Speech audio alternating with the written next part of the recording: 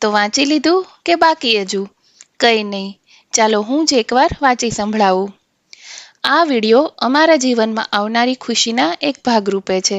અહીં આપવામાં આવેલી માહિતી ધાર્મિક માન્યતાઓ અને સત્ય ઘટનાઓ પર આધારિત છે. અહીંયા ઉપસ્થિત આદરણીય મહેમાનોમાંથી કોઈ પણને આ વિડીયોમાં આવનારી ક્ષણો એમના જીવનના ભાગરૂપે અનુભવાય તો બસ આ એક સંયોગ છે. તો ચાલો આગળ જોઈએ. રોજની જેમ આજે પણ સુરત દાદા ઉગ્યા અને બાકીનાને પણ ઉઠાડ્યા. સાથે સાથે એક સામાન્ય પરિવારમાં એક બાળકનો જન્મ થયો. બસ પછી તો શું, મમ્મી પપ્પા અને ઘરના બધા જ ખુશખુશાલ. ઘરનો મોટો દીકરો હતો અને કાન પણ પહેલેથી એવા જ મોટા મોટા. શેરીમાં તો ક્યારેય શાંતિથી રમતા આવડતું જ ન હતું અને જ્યારે પણ બહાર રમવા જાય ત્યારે શેરીમાંથી કોઈને કોઈની સાથે ઝઘડો કરીને તો આવે જ અને એ દિવસે એની સર્વિસ પપ્પાના હાથે પાકી. ઘરમાં હોય ત્યારે શાંતિથી ક્યારેય નહીં બેસવાનું. ઘરની વસ્તુઓ તોડી નાખવી, જગ્યા ફેરવી નાખવી, આ બધી કળા એનામાં ફૂટી ફૂટીને ભરી હતી. અને હા, આ બધું થયા પછી ઘરની સર્વિસ મમ્મીના હાથે તો ખરી જ. ભણવામાં સારો હતો પણ ગમતું નહીં એને ભણવાનું. પણ પપ્પાની બીકથી સીધો જ ચાલતો. આ બધામાંથી નવરો પડે એટલે એ અને એનું ક્રિકેટ, એ બંનેની જુગલ જોડી. ગમે એમ કરો તોય એ રમવા તો જાય જ. મોટો થયો એમ બધું બદલાયું પણ મમ્મી અને પપ્પાનું ખીજાવાનું તો એમને એમ જ રહ્યું. કેમ કે ભાઈના કાન તો હજુ એવા ને એવા જ હતા. પણ કહેવાય ને કે સુધરે એ બીજા, અને આ વાતનું બંધ બેસતું ઉદાહરણ એટલે આ ભાઈ. આ બધું જોઈને તો સમયે પણ કીધું કે આ હવે નહીં સુધરે, ને હું ચાલ્યો આગળ રાબેતા મુજબ. સમય ગયો અને ભાઈએ ભણવાનું પૂરું કર્યું. પછી તો બીજું શું હોય, બધાની જેમ એ પણ ચાલ્યો આગળનું ભણતર પૂરું કરવા માટે વિદેશ. જર્મનીની ફ્લાઇટમાં એ દિવસે એ એકલો નહોતો. એની સાથે એના સપના, ઘરની જવાબદારી અને લાગણીઓ પણ વિદેશ ઉડી ગઈ.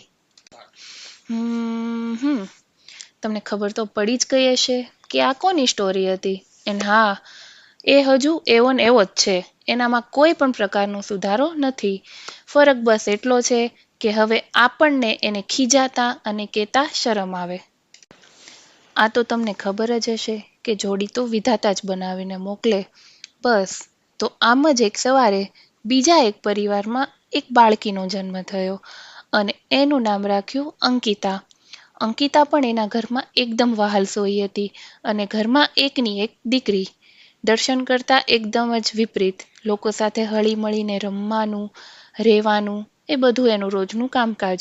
બોલવામાં જબરી પણ ઝઘડા કરવા અને એ બધું એના મનમાં નહોતું. પહેલેથી જ એનું મનપસંદ હતું સિંગિંગ અને એમાં એ સારી પણ હતી. સ્કૂલ્સમાં અને ફંક્શનમાં ગીતો અને પ્રાર્થના ગાવા જતી.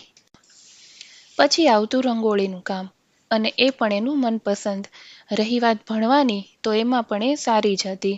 અને હા, દર્શનની જેમ એની ક્યારેય ફરિયાદો ના આવતી.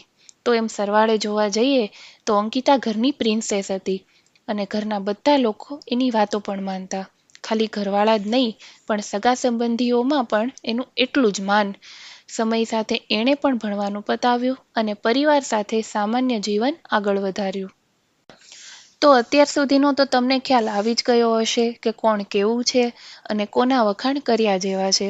અને હા, આજ સુધી બંને એકબીજા માટે અજાણ્યા જ હતા.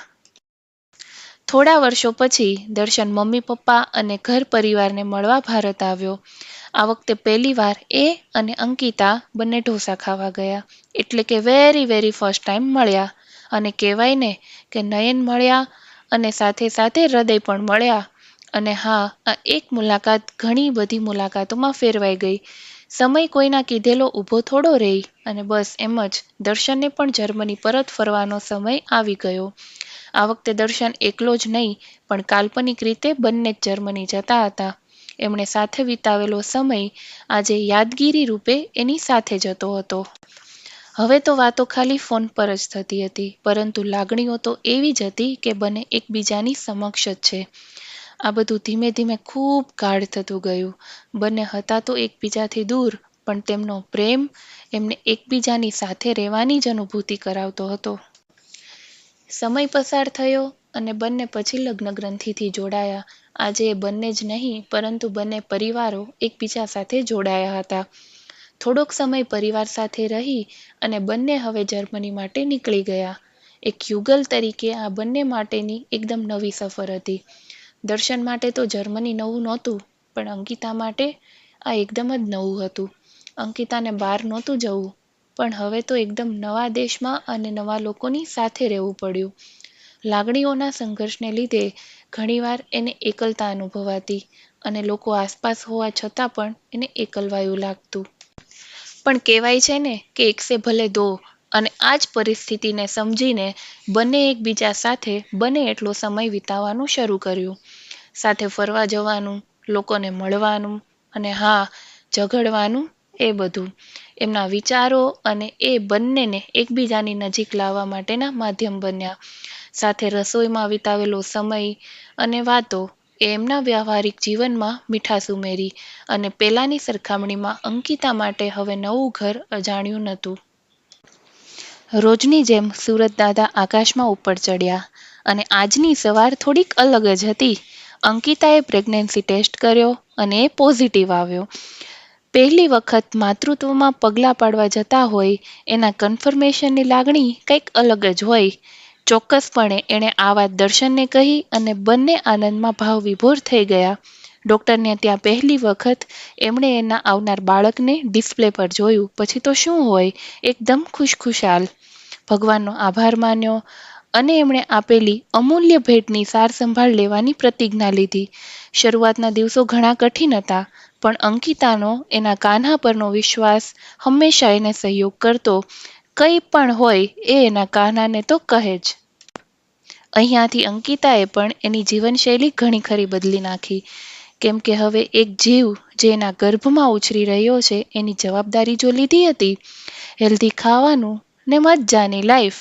સમય જતાં હવે અંકિતાના બેબી બમ્પ્સ પણ દેખાવા લાગ્યા અને બેબીની હલચલ પણ અનુભવાવા લાગી.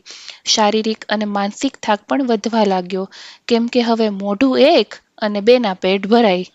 ગમે એવું હોય, એનો કાનો એની સાથે જ હોય અને આ વખતે ભગવદ્ ગીતા અને કથાઓના સ્વરૂપમાં. એ સાંભળે અને એના બેબીને પણ સંભળાવે. દર્શન માટે અત્યાર સુધીનો સમય એક નવો જ અનુભવ હતો. અત્યાર સુધી એ મામા, કાકા, ફુવા અને માસા તરીકે ઓળખાતો અને હવે તો એ પાપા બનવા જઈ રહ્યો હતો. આ સમય પણ એમના જીવનમાં વિશ્વાસની હજુ એક નવી દોર લઈને આવ્યો અને એને બંનેના સંબંધોને વધારે ઘાટા કર્યા. આળસને પણ શરમાવે એવો દર્શન હવે ઘરના બધા જ કામ કરતો થઈ ગયો. પણ હજુ એને તો એવું જ છે કે એને બધું આવડે છે, પણ હજુ બધું જ અંકિતાને પૂછીને જ કરવું પડે છે. હવે આવ્યો આજના દિવસની તૈયારીનો સમય. બધાએ હળી મળીને પૂરજોશથી તૈયારી કરી, જેથી કરીને આજે આપણે બધા અંકિતાના સીમંત સંસ્કારમાં ભાગ લઈ શકીએ અને એને અને એના આવનારા બેબીને પ્રેમ અને આશીર્વાદ આપી શકીએ. શ્લોકના ઉચ્ચારણ કર્યા, ભગવાનને યાદ કર્યા અને આમ જોવા જઈએ તો આપણે બધાએ ભેગા મળીને ભગવાનને પણ આ પર્વમાં આશીર્વાદ અને પ્રેમ આપવા માટે નિમંત્રણ આપ્યું. દર્શન અને અંકિતા માટે તો આ દિવસ અલગ જ મહત્વનો છે અને આપણને તો એમ જ છે કે આ બધું આપણે કર્યું, પણ એવું નથી. અંકિતાનો કાનો બધું પહેલેથી જાણે જ છે અને બસ બધું એની જ ઈચ્છાથી થાય છે. જે બધી ઘટનાઓ આપણા જીવનમાં થવાની છે એ તો આપણા માટે એક બંધ બાજીના પત્તા જેવી છે, પણ દ્વારકાધીશને આ બધું પહેલેથી જ ખબર છે. આપણે કંઈ માગીએ તો એ બસ હળવું સ્મિત કરે. ઘણીવાર તો એવું જ લાગે કે એ સાક્ષાત જ આપણી સંભાળ લઈ રહ્યા છે અને ડગલે ને પગલે હંમેશા આપણી સાથે ઊભા રહે છે. અને વાત રહી આજના દિવસની, તો ચોક્કસપણે આ બધું એ નિહાળી જ રહ્યા છે અને આપણને બધાને જ આશીર્વાદ આપી રહ્યા છે.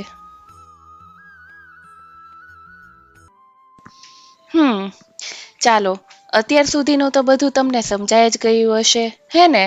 હવે કરીએ મુદ્દાની વાત, જે જાણવા માટે બધા જ ઉત્સુક છો.